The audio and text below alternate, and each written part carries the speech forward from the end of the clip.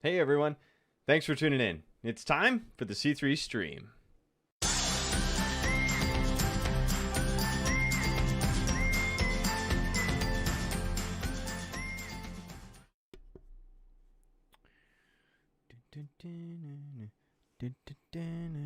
All right, here we go. Welcome everybody. Welcome whether you're watching live or whether you are watching after the fact. So glad to have you here. I'm Pastor Andrew, and welcome to the C3 stream. Tonight's Tuesday night teaching. And I'm particularly excited for tonight, guys, because we are launching into a new series. We're going to be studying something new and different. We wrapped up our series that we called See Through the Scriptures. We're going to be doing more of that type of stuff, though, coming up. It's really great because it uses all sorts of visuals and stuff like that. So come fall, September, we are going to dive into another series that parallels. It comes from the same organization called Crossways. I'll tell you more information as we get closer and closer to September. But for the moment, we are going to be kicking off a new series starting tonight. This will probably take us all the way until that point, until September. So what we're going to be doing tonight and over the next couple weeks is studying St. Paul. Paul the Apostle. So Paul the Apostle is a character that is a common reference in churches. You drive past like a St. Paul church like regularly, don't you? I mean, like there's one in every town. There's a St. Paul church in like every town. That's because St. Paul is an incredible character who is hugely, vastly important to the life of the church and the legacy of the church. So, I mean, goodness gracious, the guy wrote much of the New Testament. 13 books? It's debated, but the point is that he wrote a lot of the New Testament. So that's part of the reason why we need to take some time to look at Paul and understand who he was, why he was so important and continues to be important in the life of the church to this very day. I mean, when you think of it, having written so much of the New Testament, he also did the significant work of more or less building out the Christian theology of how we understand what took place in the Gospels. And so Paul is important not only because of the actual content he wrote and that he contributed to the Christian witness, but actually alongside of that, what he wrote helps us understand theologically what our faith is, like what actually happened and why we believe it's significant. So Paul is a hugely important character for us as a Christian people. So that's what we're going to do. We're going to be looking at Paul over the next couple weeks. And so if you are tuning in for the first time, this is like the perfect time to start. So let me do a couple little things here. We're going to do this and that. Boom. The Apostle Paul. I like that. That looks pretty good, doesn't it? It kind of looks a little funny there. So it's really cool grabbing all these pictures and looking up and doing some research on Paul and brushing up on Paul. There's a lot of great literature out there on Paul. There's a lot of good research that's been done on Paul. There's also a lot of really bad stuff out there on Paul. That's just weird stuff. But as you weed through and look at good scholarship on the character and the person of Paul, you begin to learn a lot about him very quickly. And he's an absolutely fascinating man. Absolutely fascinating character. And so taking the time to look at him and understand who is this guy that contributed so much to our faith, so much to the Bible, is hugely valuable to us. And that's why we're going to take it slow. We're going to do this for a number of weeks. This is not like a one and done kind of thing. We're going to stretch this out so that as you read the Bible, you feel better equipped to understand the author. Recognizing and understanding the authorship of a particular letter or a part of the Bible really goes a long way in understanding and interpreting the Bible. When we open the Bible up, it's this big, intimidating book that we just is like, what is this? For starters, it's a book full of books. It's not just one book, but it's a book full of books. The word biblio in Greek means little library, and the Bible is a little library full of books. And so being able to acknowledge the authors behind those books helps us better understand the ethos, atmosphere, and themes that those books carry. So, a simple example for the Apostle Paul is like if you were to read the book of Galatians, okay? If you were to read the book of Galatians, it's a letter written by this guy, Paul, and understanding his background will help you realize how significant his I mean, he gets pretty testy in Galatians. He uses very strong language, and by understanding who Paul is and his background, you begin to see like, oh, that's why he's really mad. That's why he uses that language. He's even snarky. Like he takes pot shots at these guys in Galatians. He's pretty snarky dude. And so the more you know about him, it will change the way that you read the book. Because at first you're reading the book and he's like, what is this book about?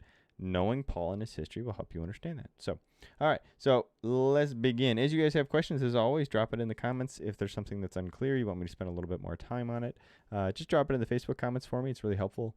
We run on a couple different platforms, guys, and I'm able to pull comments primarily through the two Facebook platforms. But if you're watching this on Vimeo or on YouTube, I think I can pull comments from YouTube as well. I think it does automatically. So if you are able to, if you have further questions or stuff that you want me to go back on or say some more on, please. The idea in this stream is to replicate a classroom environment. So please feel free. Otherwise, I'm happy to just keep cruising along. So if there's something you want to know more, make a comment, let me know. And if you're watching this after the fact, if you're watching this and then it's not live, that's fine, totally cool, love it. If you miss a night, you can always go back and watch it.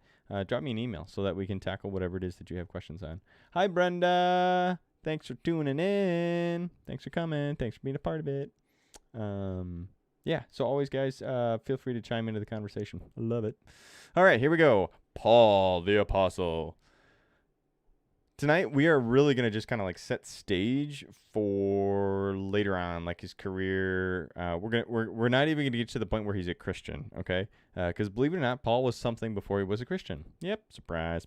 Most people think that the guy who wrote most of the New Testament probably was a Christian from the get-go, and that's not the case. In fact, the Bible will tell us about that and give us a story. We'll spend some time on that story probably the next time we talk. But I want to give you a basic introduction to who he is. We need to understand a little bit about his context, the world that he grew up in.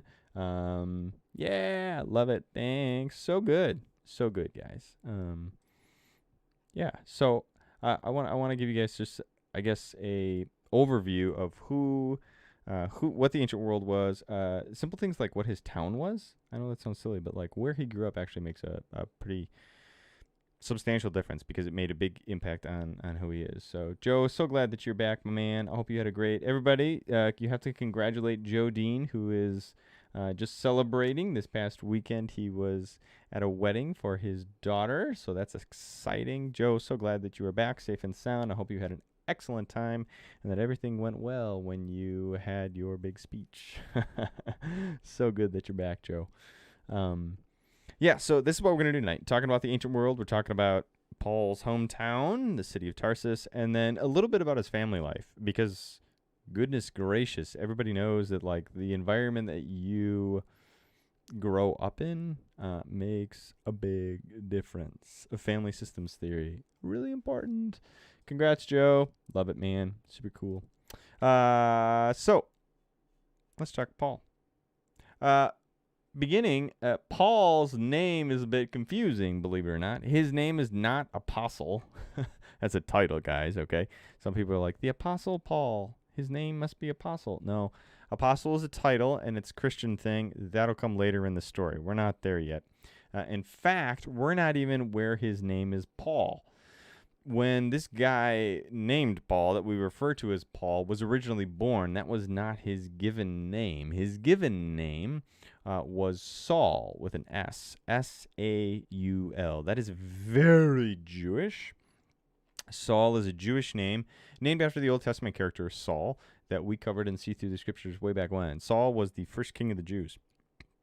When the monarchy first was established, Saul was the guy. And so this character who eventually became known as Paul in his Jewish context was, as a little boy running around, was known as Saul. Paul, interestingly enough, is a Greco-Roman. It is a Greek-Roman name, not Jewish. Paul is not a Jewish name. Saul, very Jewish name. Paul, not a Jewish name. So it's fascinating. And we're going to get to that shift, that change during his conversion story of how he goes from being called Saul, it becomes a Christian, converts, and from then on is known after that as Paul, and actually bears that name forward, like uses it. He's not like, hey, I go sometimes by Saul, sometimes by Paul. He just embraces his new identity as Paul. So, but originally his name was Saul, and that's a super Jewish name because he was Jewish. Before he was Christian, he was a super Jew. And in fact, if you get inside of his theology, he never stopped being Jewish. To be Christian and to be Jewish for him was perfectly in sync. For us, we look at it in our modern day world and we think two different religions.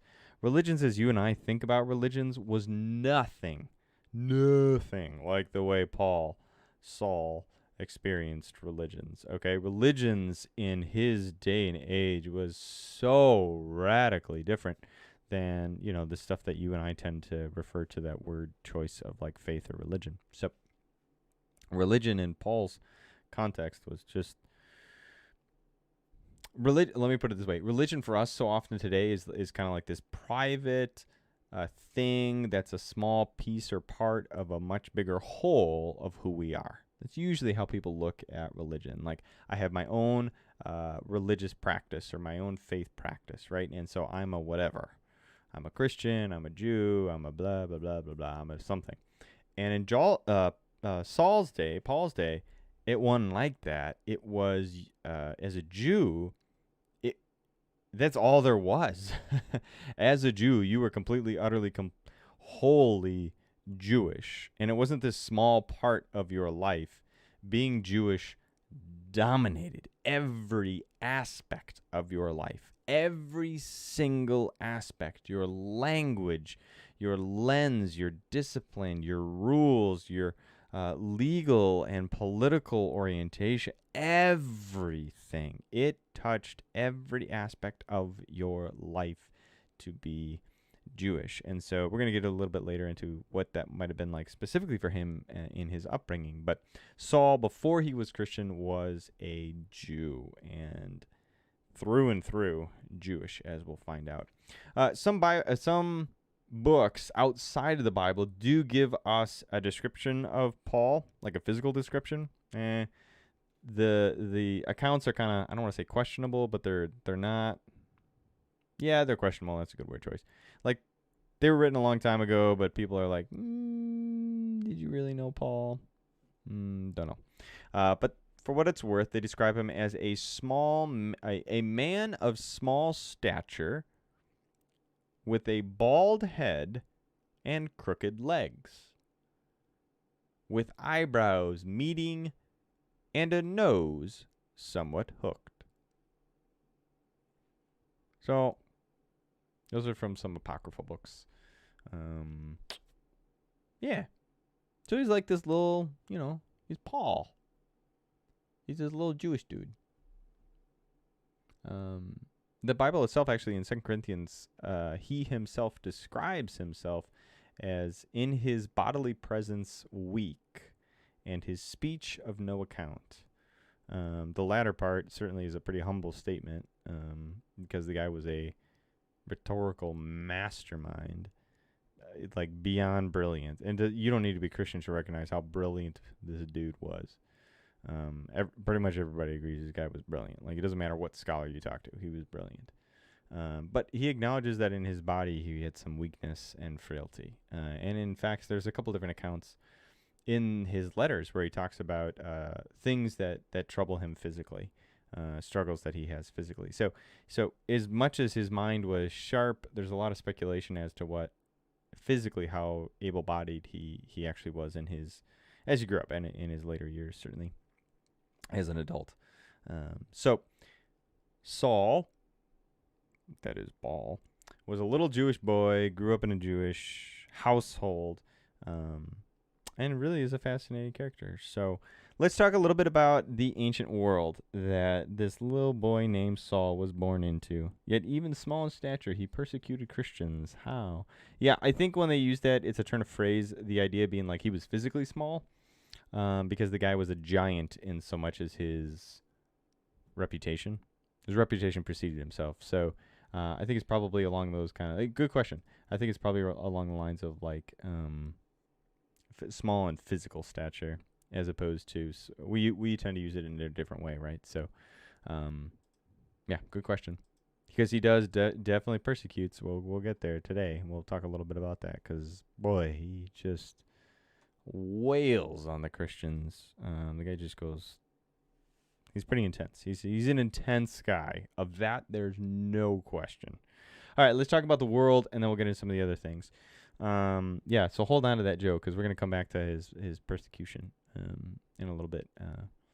Let's talk about the ancient world. Let me do this. I want to change because I want to show you guys. Whoop! Yeah, look like just like that. It changed. Okay. So here, you guys see this? This is a map, and you can't read anything. That's okay. I'm going to zoom in. So, but this is a map, and in the center there, you're looking at the Mediterranean Sea. And do you see? There's Italy. You see the boot? Italia. So this is actually a graphic that shows you the progression of the Roman Empire at the day, because you cannot talk about the context of Paul without acknowledging first and foremost the dominant cultural historical presence of Rome. Like you just can't do it. To give you an idea, in this map, all the areas that are purple, Rome had them early on. Those they had under Julius Caesar. The green was what was taken just after him by Augustus Caesar. And then red eventually was Trajan. And then yellow they had for like a little bit of time. Okay, but not long. So, I mean, you can just see how big and spacious that is. So Rome was the most recent empire. Before Rome was the Greek. Okay, so here's the Greek Empire for you. Also very big, very large, covering huge swaths, going way farther east, okay, rather than west. Rome moved west, and so this empire, the Greek Empire, really kind of got gobbled up in part by the Roman Empire eventually. That's a really short way of saying it, but eventually it's kind of what happened. Here's what I want you to see, though. Let's zoom in. See if I can do this. Come on. Oh, you did it before. Now you won't do it? Oh, no. Oh, guys, it was zooming in for me before. You guys even saw it. Why won't it zoom now? No. Because I want to show you guys where he grew up. Let's try it. No. What happened to my non-zoom? No. Anyone see a zoom button? I'm looking for zoom. Let's try closing it and relaunching it. There we go. Okay. All right, here we go. So here's what I really want to show you guys, though, because this is where Paul was born.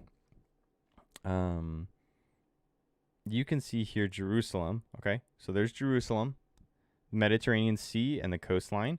So, you know, Syria is up here to the top of your screen.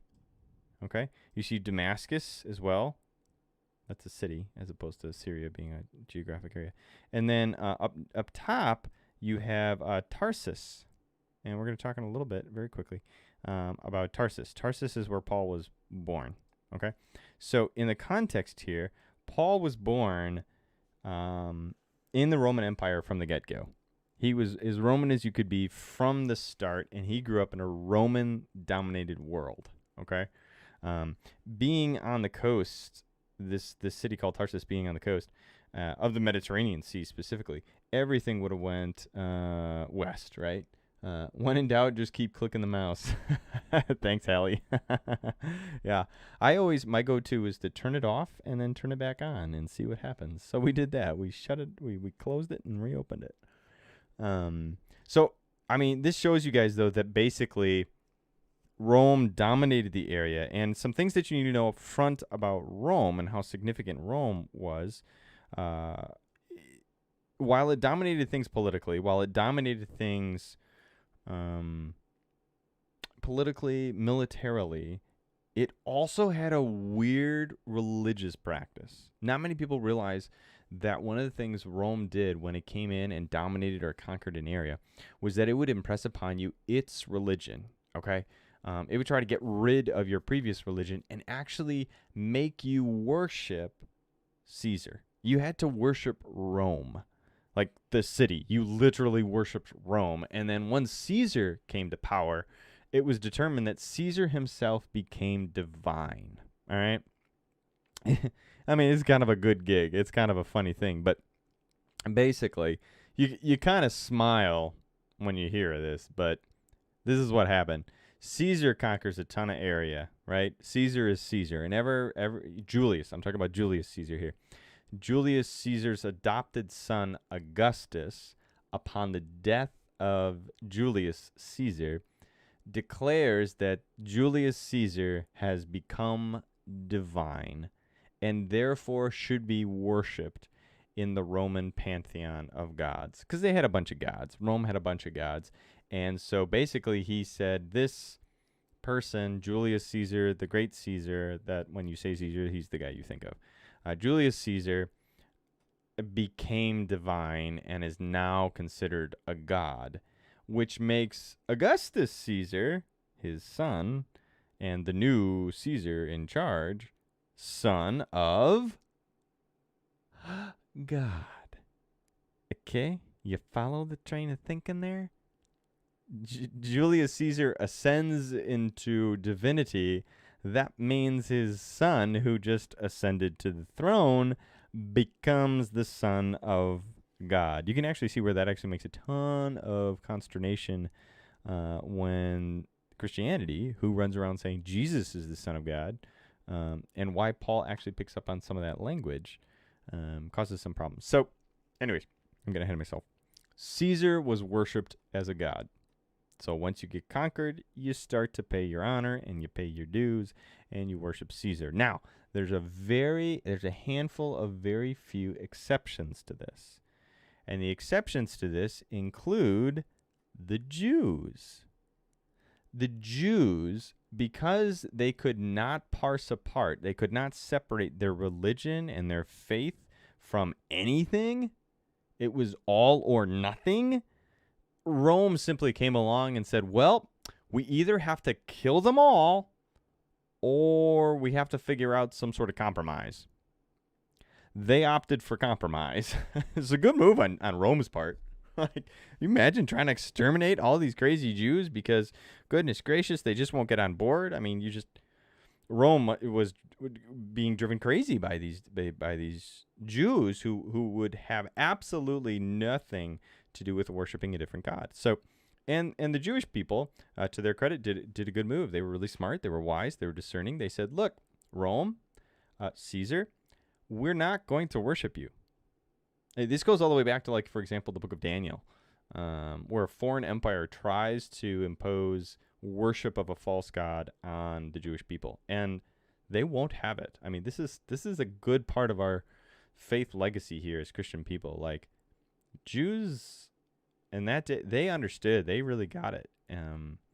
They were totally and completely God's people, in so much as they would not worship anybody but Yahweh.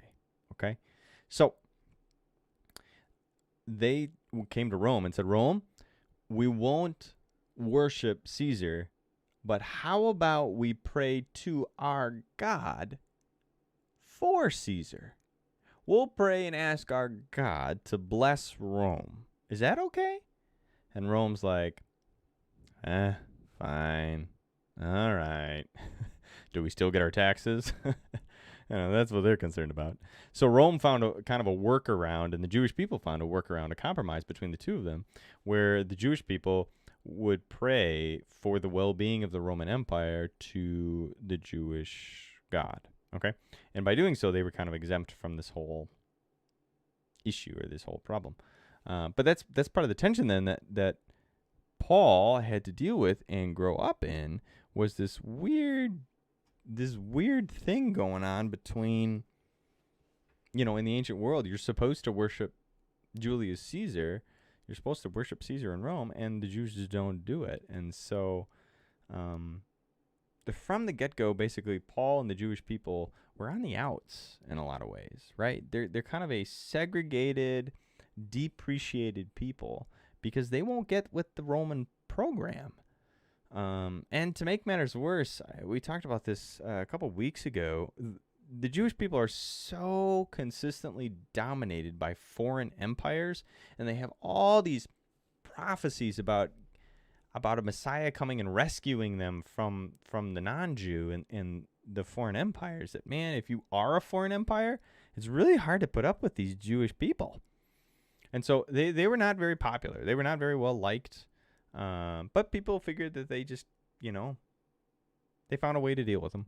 Like everyone, they just kind of figured a way to go forward and deal with them. So when you think about the ancient world into which Paul was born, he's born into a Roman-dominated world that really doesn't like his heritage, doesn't really like his framework and worldview, but tolerates him. Just kind of tolerates him, and tolerates all the other family members that Rome just terms as kind of the Jewish nuisance. A lot of Jews actually hated the foreign empires so much so, and specifically Rome as an example, that they grew very violent. And they were violent towards Rome. And so, Jews got labeled, much like today, anti-Semitism. And Jews got labeled as kind of like a second class, don't really like them, but we got to put up with them kind of vibe. And so Paul grew up with that. Now, there's a little bit of a reprieve in so much as the town that Paul grew up in, I shouldn't really call it a town, a city. It was a metropolis. It was a booming old city. I mean, it had been around for ages. And it was wealthy and prosperous. So, yeah, let's do that. Let's talk a little bit about Paul's hometown. Despite the Roman world, Tarsus was incredibly eclectic, diverse, big, wealthy. It had a booming textile industry, goat hair. They were big into goats and livestock, and specifically, Tarsus was well known for its ability to produce textiles, which was a really big deal, actually. Textiles is a really big deal. It's one of those consistent, economically dependable, because it's so diverse. So Paul, the city of Tarsus would have made sails for ships on the Mediterranean. They would have made clothes for people. And Paul, we find out, is a tent maker. His family trade is working with tents.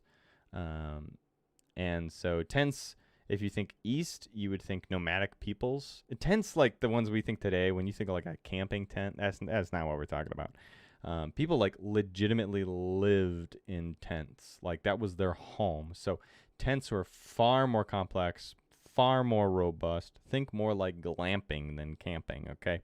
And Paul, and specifically the city of Tarsus, specialized in textiles, would have done a lot with fabrics and the creation of nomadic living accommodations, pretty much, right? So this also translates into like leather working.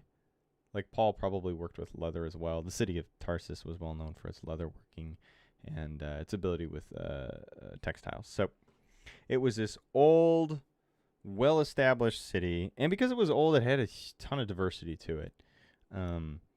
It wasn't a new city that was already ethnically dominated by. It wasn't like a specific group of ethnic people moved to and decided to start a city. This is a city that had been around for a long time. It was on the Mediterranean coast. It was kind of a waypoint because it was kind of like a harbor spot. Let me bring the map up again and show you where it was. Let's see here. Yeah, here you go. Okay, so you see, boom, there you go. Tarsus is up here. I've heard this pronounced a ton of different ways. This is the region. Cilicia is kind of the region. But here's Tarsus at the northern part, the northern or the top part, not too far away from Cyprus, right? Here you have Cyprus, the island. And so Tarsus is what we would consider to be modern-day Turkey, right? This is Turkey. You guys see modern-day Turkey there? And then as you move over, so Tarsus really, gave this whole area, along with Antioch, Tarsus, Cyprus, these are the big cities, right? And so Tarsus was one of those big cities that's on the coastline. You can see how there's a couple cities, obviously off the coast, but Tarsus was a coastline city, and therefore, connected into trade, connected into international travel and international exposure, as opposed to some of these other cities that are much more remote, right, landlocked. Being on the sea made a huge difference, and so Tarsus is a very diverse, very wealthy city that Paul grew up in. Saul was born into, and it was part of the Roman Empire from the get-go. Tarsus, from Paul's get-go, that is. Tarsus was long established as one of those cities that Rome wanted because of its, finances. It was a wealthy, educated city. Now, along the lines of education, it actually had some of the great universities in the ancient world. There were a couple universities that stood out in the ancient world when you think of the Mediterranean Sea. And when I mean university, I mean like higher education, library, university. And there are a couple famous ones like Alexandria and stuff like that in Egypt.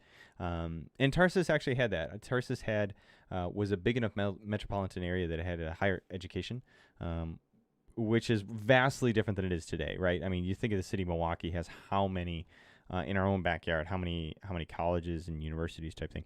Not the case in the ancient world. Education was far more precious, limited access. You had to have sponsorship. It was a totally different ball game. Even just think of writing in books.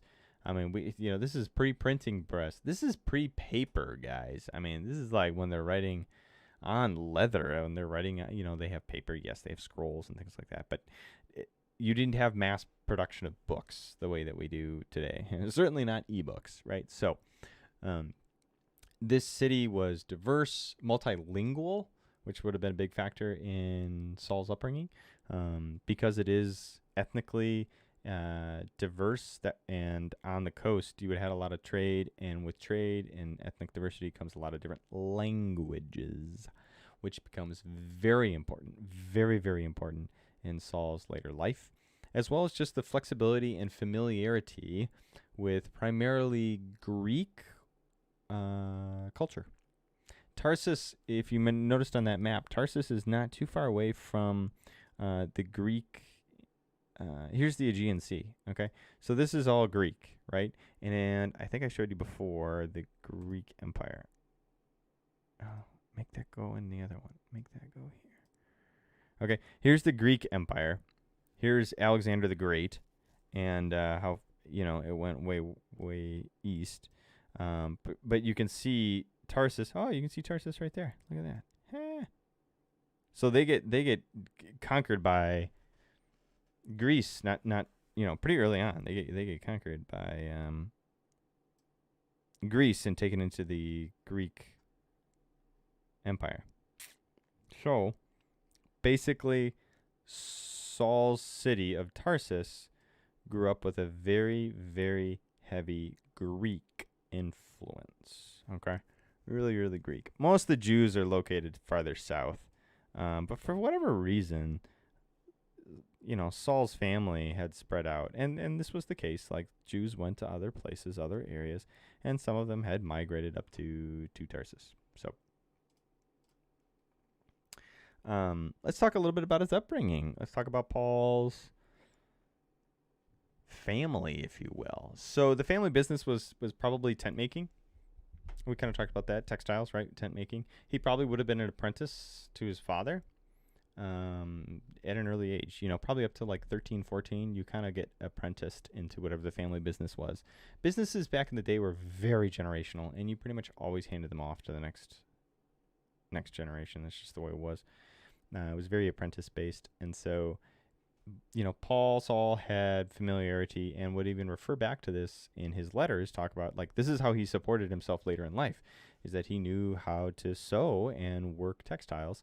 And so to support himself during his later Christian work, he would keep a side hustle of fixing, he'd run a dry cleaning shop on the side. I mean, the guy sewed and did whatever it took to make ends meet, right? And so give the guy major credit He would work with cloth and fabrics and leather and things like that during the day or during certain hours. And then during the other hours of his day, he would spend time preaching, teaching, and working with churches.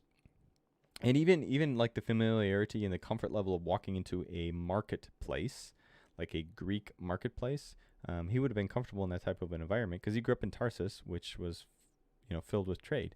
And so he could walk into a marketplace, be comfortable in the environment, have wares and a skills, a trade that he had learned as a boy, and be able to proffer some materials and sell things if he needed to. So that comes important later on when he becomes a Christian and he starts walking around marketplaces talking to people about Jesus. So he was probably, his family probably expected him to take over the family business. I mean, frankly, we know he has some sisters. He has some biological family.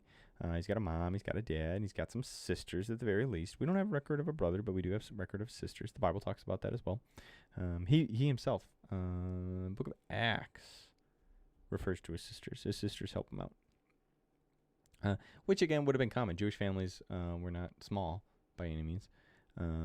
They were encouraged to go, therefore, multiply and fill the earth. So now, when we talk about Jewish families, though, there's a lot of different types of Jewish families. What I mean by that is not ethnically. I mean that theologically and culturally in their internal practices. Better way to say it is like this. You know how there's a bunch of different kind of Christians? Like, when you think of the Christian family tree, it is a diverse family tree. Yes? Yes. Incredibly diverse, incredibly complicated, very quickly, honestly. And it's no different than pretty much every faith practice. There are groups, and there are subgroups, and there are subgroups, and that's true within the Jewish context. So Saul grew up as a Jew in a Roman world. His family belonged to a particular group of Jews inside of Judaism that we would look at and usually refer to as orthodox, strict, borderline fanatical. When we use that term, they refer to as Pharisees or the Pharisee sect. Now, when we use that term, most of the time when you say Pharisee, people immediately think of the Pharisees that Jesus debates in the gospel writings. And that's true, same group. But even within the Pharisees, there's some latitude and there are some differences. There are subgroups. And we learn from Paul himself that his family was extraordinary Pharisees. They were like the Pharisees on steroids. They were super big about being Pharisees. Let me read you the... There we go. Acts chapter 22. Listen to this real quick. I am a Jew born in Tarsus in Cilicia, but brought up in the city at the feet of Gamaliel. We'll talk about him later. Educated strictly according to our ancestral law, being zealous for God, just as you are today. I persecuted this way, capital W, that means Christianity. I persecuted Christianity up to the point of death, binding both men and women and putting them in prison, as the high priest and the whole council of elders can testify about me. From them I also received, and he goes on to talk about some other stuff. So we know the city he was born in, and we know he was educated strictly according to the ancestral law, being zealous for God. There's another really good quote. Where is the one about where he refers to himself as a Benjamite? That's in Acts 2. Let me see if I can find it real quick, guys. Because it's like, oh, yeah.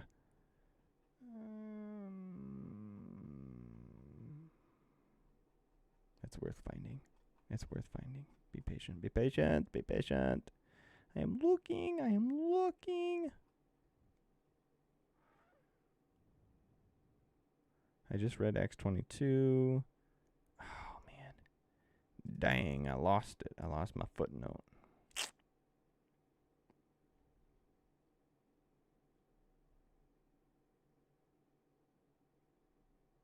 He says in Acts 23, I am a Pharisee, son of Pharisees. I'm on trial. And then he says, oh, here it is. Yeah, Philippians. There we go.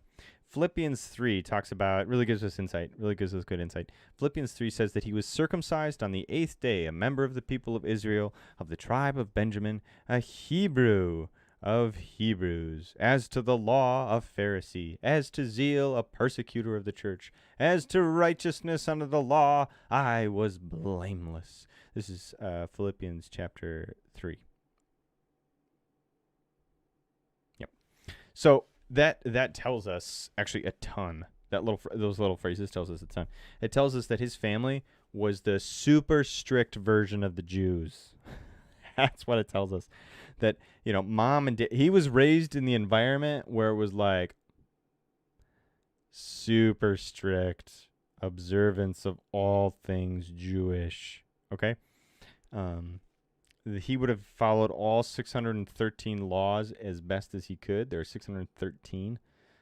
Every kind of law you could imagine. Sanitation, diet, everything. He would have done his best to follow all 613 laws as perfectly as he could. And in fact, he would have hated, I use that word intentionally, hated when others actually did not follow. Like if you were a Jewish neighbor across the street, he'd be the family that would get in your face and start screaming at you for not following the law. And there's actually a whole theological framework that Paul would have grown up with. And the idea is, it's actually pretty simple. It's pretty straightforward. The more strict and observant Pharisee sect believed that if you don't, for as many Jews as don't follow the law, that means the Messiah won't come. For as long as the Jews don't follow the law, the Messiah and God's reign and God's kingdom will be kept at bay. And the only way to bring the Jewish Messiah, the only way to usher in heaven and God's restoration and all of God's promises is for Jews to do what Jews were commanded to do, which is to follow the law. And so Paul would just go out of his way. He would chase people. He'd be that kid who went across the playground and got in your face and be like, you got to do this, because if you don't do this, we're going to be stuck in this broken world, and yada, yada, yada, yada, yada, right? So Paul refers to himself as zealous, zeal, to the point of violence. That's how far this particular sect within Judaism would go, is that they would get downright violent to try and ensure that Jews would follow the law like they're supposed to. Because as long as you don't follow the law, you're making God mad, you're keeping the Messiah from coming, and you're really just messing up the whole thing. And that's the house Paul grew up in. Okay? Like, that's the environment that little Jewish Saul was born into. You follow every 613 laws as perfectly as you can, and you do everything that you can to ensure that every other Jew follows the 613 laws. And the problem with this world is that Jews aren't following the 613 laws, because if they did, God would show up and fix the world. That's pretty intense, guys. Like, that is like, whoa. But that's what he grew up with. I mean, fervor and a single-minded dedication. I mean, he was so narrowly focused, completely, utterly focused on, in order to bring God's kingdom, we have to get the Jewish people to do what God asked us to do. This is why he was then led, even as a youngster, to hate and persecute those Jews who didn't follow the law. That gets really big when you get to Jesus and the followers of Jesus. When you have a bunch of Jews following this guy named Jesus and they're not observing the laws, Saul goes bananas and hates them. He goes and does everything he can to kill, destroy, imprison every Christian he can, because he believes that Christians are keeping God away from fulfilling his promises. And the Christians need to wake up and become real, dedicated, good Jews. All right. This is why in Acts chapter 7, there's a guy named Stephen who is the first martyr of the Christian church. He follows Jesus. This Stephen guy is a follower of Jesus. And a bunch of Jews, like Saul, get in Stephen's face, and Stephen lectures. It's great. He gives him a sermon. He preaches at him. I dig this story. He preaches at him and does this whole thing. It's pretty great. It's fascinating, actually. It's a great account. Chapter 7 in Acts. And at the very end of it, the Jewish people can't stand what this guy said, so much so that they stone Stephen to death. When the Bible says stone to death, they literally find stones on the side of the road and throw them at Stephen until he's dead. Okay? That's what stoning was. You find rocks and you throw them at someone. I mean, it sounds so bad in today's world, just even saying that, but that was what capital punishment looked like. And in the case of, Saul and Pharisees like Saul, that's what they did. If you didn't follow the law, you were stoned. And so Stephen was stoned. And the first time that we get to meet the character of Paul, is actually at the death of Stephen, where it says that he had coats, like garments, like I got to really wind up to throw this stone at this Stephen guy. Here, kid, hold my coat for me. And Saul's like, yep, gotcha. Make it extra strong. Throw with high accuracy. And that's literally where we find the first time in Acts. Acts, I will read it. How about that? Let's go to the Bible verse. It's I go to the NLT. It's Acts 7:58. I made that note. They rushed at him. They dragged him out of the city. They're talking about Stephen, and began to stone him. Stephen's accusers took off their coats, and they laid them at the feet of a young man named Saul. That's him. So you got to picture this young guy, late teens or something like that, who's in school, basically. I mean, the guy's in school probably when this took place, getting his master's degree type thing. I mean, he's in education. And he holds the coats while they kill the Christians. They start killing Christians. So Paul is brought up with violence and strict adherence to the 613 commands laid out in the Old Testament.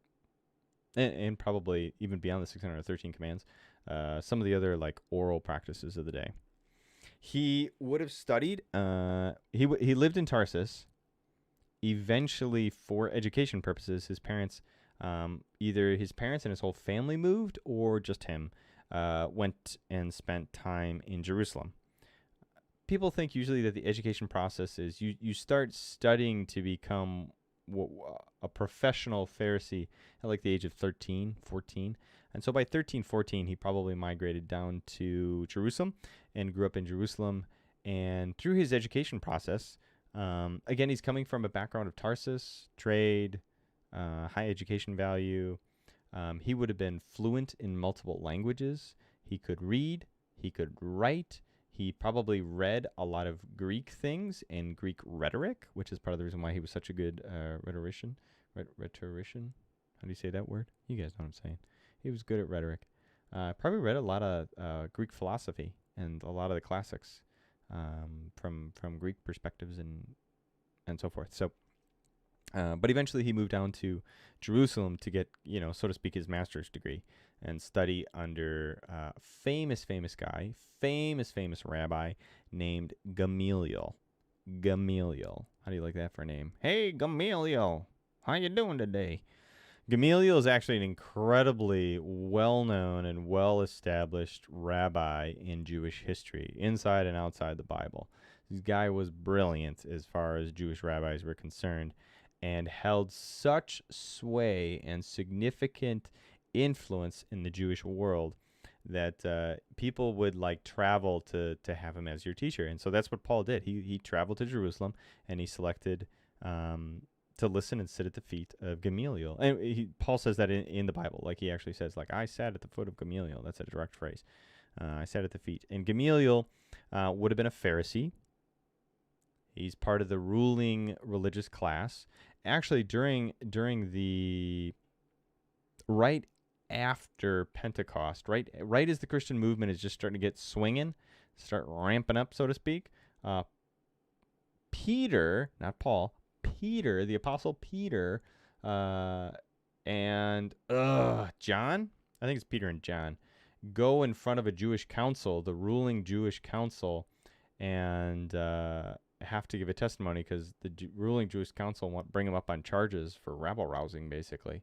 And it's because they were preaching to the masses, like they were preaching and teaching at Pentecost, and the Jews come along and arrest them for preaching about this risen Jesus guy. And through the whole process, the Jewish ruling council is debating what to do with these guys, and it says Gamaliel stood up and basically says, hey, this is what we're going to do, and this is what we should do. And everybody's like, okay, it's Gamaliel. So, I mean, that shows that the scope of his influence is that Gamaliel, with simple phrases, could, the Bible even says commanded, he can command the entire Jewish ruling body I mean, he had that much sway and influence. And Saul studied as one of his students. He studied under Gamaliel. And so he's associated with the power, the influence, and the significance of Gamaliel and Gamaliel's teachings. Gamaliel had an incredible reputation for a strict observance to the law. Again, not surprising. You get the theme. Paul followed the law religiously. Here's a great phrase from a book. A scholar writes this: when Rabbi Gamaliel the elder died, the glory of the law ceased, and purity and abstinence died. It just shows, it's trying to capture the sense of, like, Gamaliel is like one of those heroes of the Jewish faith who believed in strict observance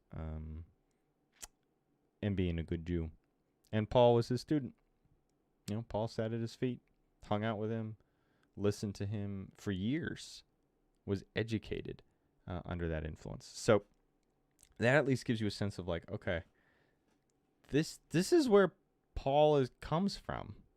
This is Paul's background. Highly educated, incredibly diverse exposure at a young age in terms of, like, ethnicities, cultures, values, Roman world, and yet singularly focused, completely absorbed in being a good Jew, and being a good Jew meant you followed the laws. This frames all of Paul's theology, and why, when you get to his later works, he is so big on freedom from the law, justification by faith. His education shows and displays what brilliance he had and how he was very well educated, well written, articulate. His ability to speak to large crowds makes a ton of sense. His ability to debate makes a ton of sense. His ability and willingness to write and communicate en masse, like sending out letters. And this is the ancient world again. Like, it's not like just sending an email, okay? These letters were written and then circulated among the churches. Again, it makes sense. Even his ability to teach and to preach, which often go hand in hand, makes sense given his early backdrop. And even the radical conversion and the nature in which God chose the most, to use his own words, unlikely of people, shows how far God can and does go to rescue and save. The last person on earth that Paul thinks should be saved is young Saul. It is himself.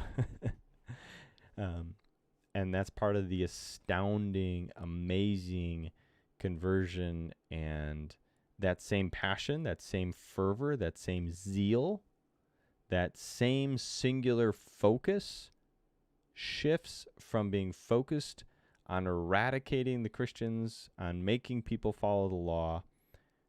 It shifts to making Christians and finding and preaching freedom from the law. We'll talk about his conversion experience next week. We'll go into the Bible. We'll look at it together.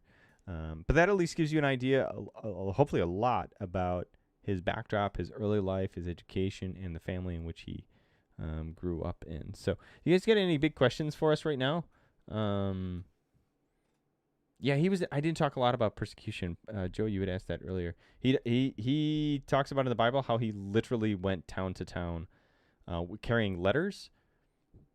He literally carried letters across like counties and borders and stuff like that in different towns with the explicit ordinance, with the Jewish blessing. The Jewish council sent him on these missions to eradicate non-Jewish behavior among Jews, aka imprison the Christians, get rid of the Christians, destroy the Christians, which were simply the latest cult as far as they were concerned.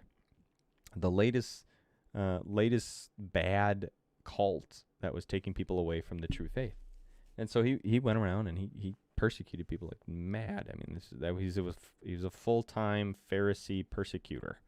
And the young guys particularly, right? We see this even in this modern day today, that the zeal that comes with being kind of young and as you're growing in your life experience, basically, this army of young men who were Jewish would go out and they would make others observe the law by force if necessary. And so Paul was part of that. Paul was one of those guys. If you guys get more questions or more thoughts, drop something in the comments or let me know. If you got a question or something that hits you and you're watching this not live or it just comes to you later on, same thing. Let me know. Drop me an email so that we can keep talking and hearing about what you guys want to be talking about. So that at least tells you a little bit about Paul, tells you about his beginnings, his upbringing, kind of sets the stage for his conversion next week. And then, we probably won't even get to the missionary journeys yet. We're going to take each of his missionary journeys piece by piece. He goes on 3 missionary journeys. We'll take 3. We'll take time to go through each one of those and talk about also the churches that he started, that he influenced, and we'll talk about some of his theology as we go as well. So this at least gives you a little bit of glimpse into his context and his backdrop, the backdrop of who he is. So if you had stuff that perked your interest and you're like, oh, that's interesting, tell me more about it. Let me know. Drop me something so that I know to include it or just revisit it. So thanks for joining me tonight, guys. I am so glad to have been with you tonight. As always, guys, we're rocking and rolling on all sorts of stuff going on at church. We continue to have safe, healthy practices in a variety of ways, both on-site and on-site and online. So you can keep doing all that sort of stuff. Keep chumming along. 8 o'clock, 9 and 10:30 Sunday mornings. We are now rolling on-site and online. We are live streaming. So if you want to join us, tune in 8 o'clock, 9 o'clock. See you Sunday. Yes, sir. Yes, you will. I'll be there, Joe. See you Sunday. Would love to have a chance to connect with you guys. So would love to see you 8 o'clock, 9 o'clock, 10:30, either on site or online. I'll be preaching again. We got some more ancient prayers coming your way. And then if you want to join me on Thursday morning, we'd love to have you join me for the C3 stream on Thursday mornings. We do Thursday morning meditation. It's a totally different ball game, but you guys already know that probably. If not, tag somebody if you think it'd be good for them. You can tune in and tag somebody. And the same is true for Tuesday night teaching. If you think this would be something up somebody's alley and they'd be like, yeah, you should watch this, man. It's all right. It's cool. Tag them, let them know so that we can keep, being a stream for those who aren't here yet, just like we're a church for those who aren't here yet. So thanks for joining me tonight. Thanks for tuning in on Tuesday Night Teaching. So glad to be with you tonight. Thanks. I'm Pastor Andrew. This has been your C3 Talking Christ in Christ Church. Thanks for tuning in for Tuesday Night Teaching. We'll see you guys on Thursday morning.